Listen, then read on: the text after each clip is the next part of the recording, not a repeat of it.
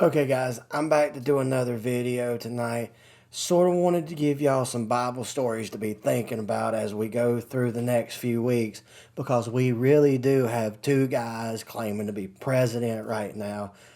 If you don't know, there was a general that's supposedly the father of the Iranian nuclear program that got assassinated in Iran just yesterday on Black Friday of all days, and now they're blaming Israel.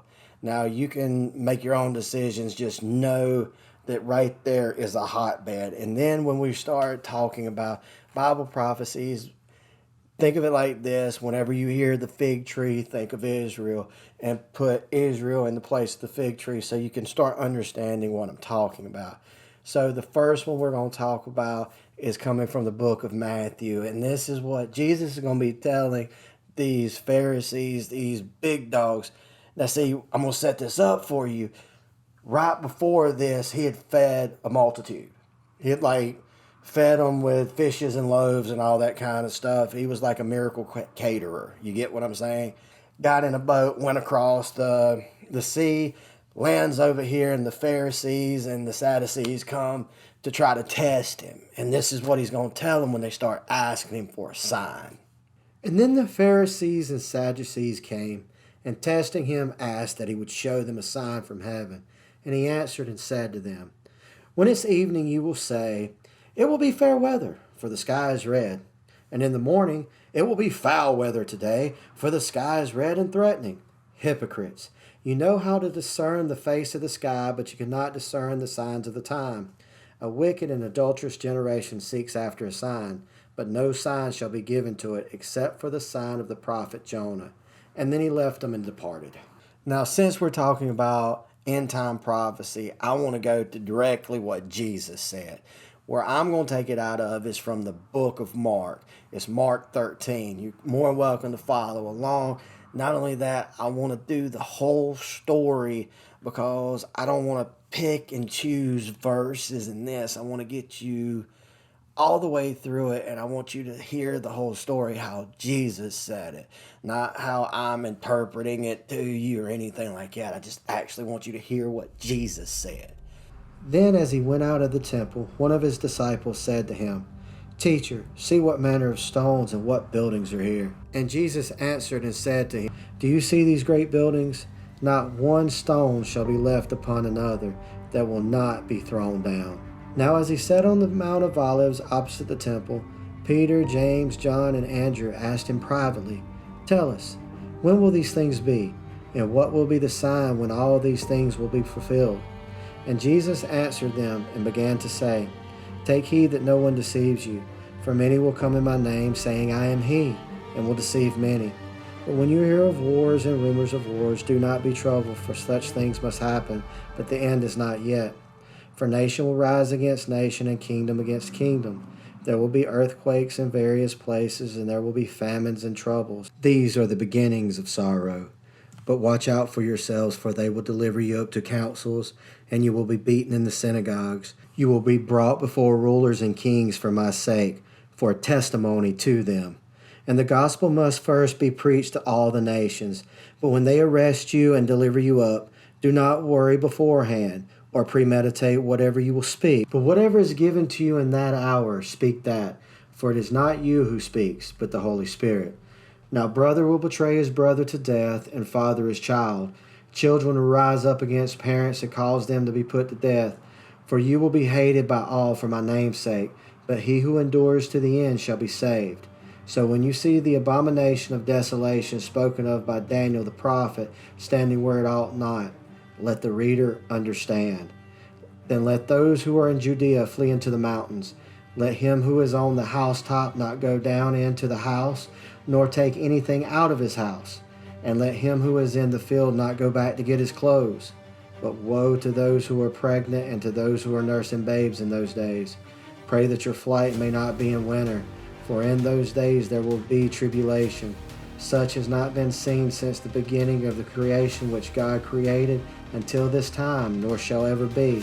And unless the Lord had shortened those days, no flesh would be saved. But for the elect's sake, whom he chose, he shortened the days. Then if anyone says to you, 'Look, here is the Christ, or look, he is there. Do not believe it. For false Christs and false prophets will rise, show signs and wonders to deceive, if possible, even the elect. But take heed, see, I have told you all things beforehand. But in those days after that tribulation, the sun will be darkened, and the moon will not give its light. The stars of the heavens will fall, and the powers of the heavens will be shaken. Then they will see the Son of Man coming in the clouds with great power and glory. And then he will send his angels to gather together his elect from the four winds, from the farthest parts of the earth to the farthest parts of heaven. Now learn this parable from the fig tree. When its branch has already become tender and puts forth leaves, you know that summer is near. So you also, when you see these things happening, know it is near, at the door. Surely, I say to you, this generation by no means will pass away till all these things take place.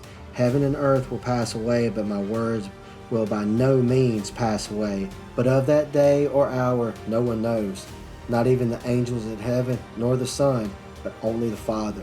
Take heed and watch and pray, for you do not know when the time is. It's like a man going to a far country who has left his house and gave authority to his servants, and to each his work, and commanded the doorkeeper to keep watch.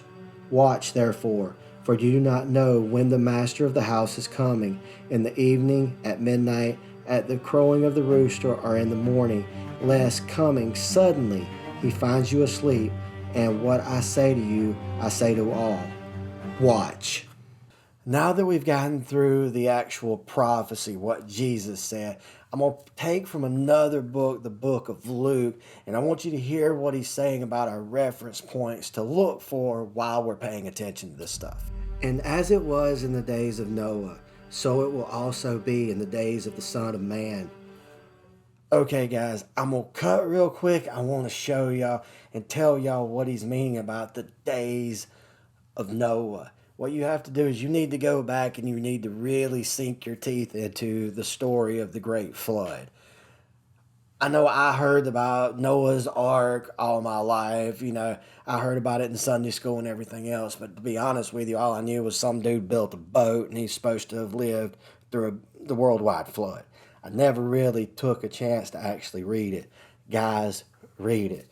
There is so much information in there that you probably would want to know about, because the days of Noah preached for 120 years, telling people to change their ways, and people were having orgies. They were just doing anything they wanted.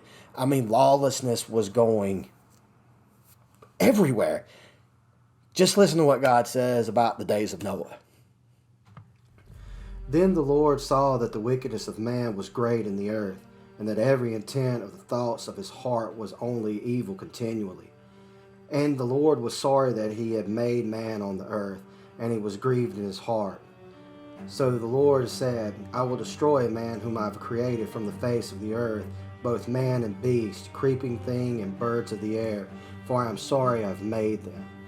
But Noah found grace in the eyes of the Lord. Thank God for Noah. Now listen to Jesus explain how it's just everyday life, nothing out of the ordinary for most people. They ate, they drank, they married wives, they were given in marriage until the day that Noah entered the ark, and the flood came and destroyed them all. Likewise, as it was in the days of Lot. Now we're going to talk about the days of Lot. We're going to talk about how evil that is, and that's going to be in Genesis 19. You probably need to read Genesis 18 just to get a good feel and get the context of the whole story.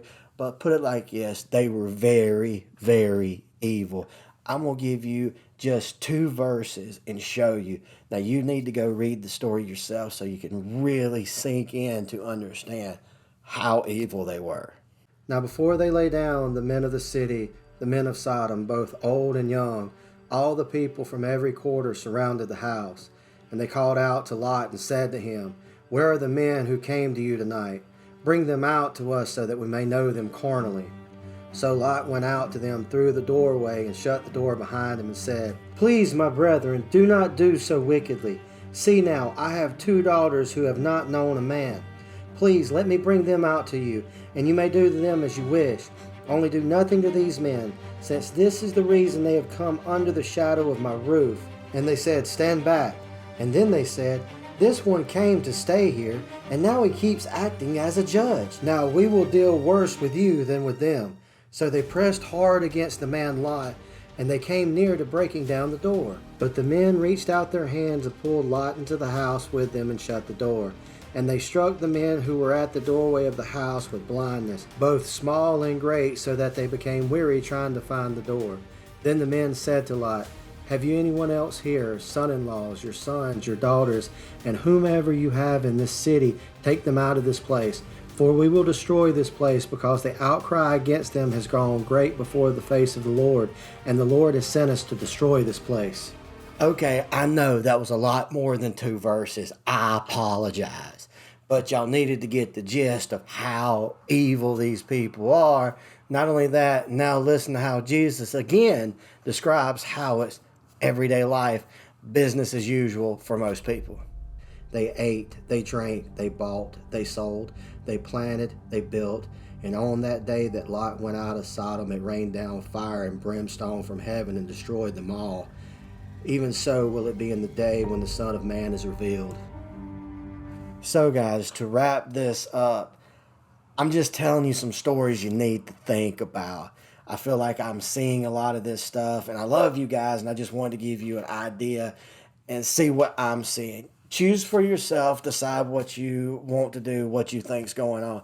Just know that this is something that you need to pay attention to as well.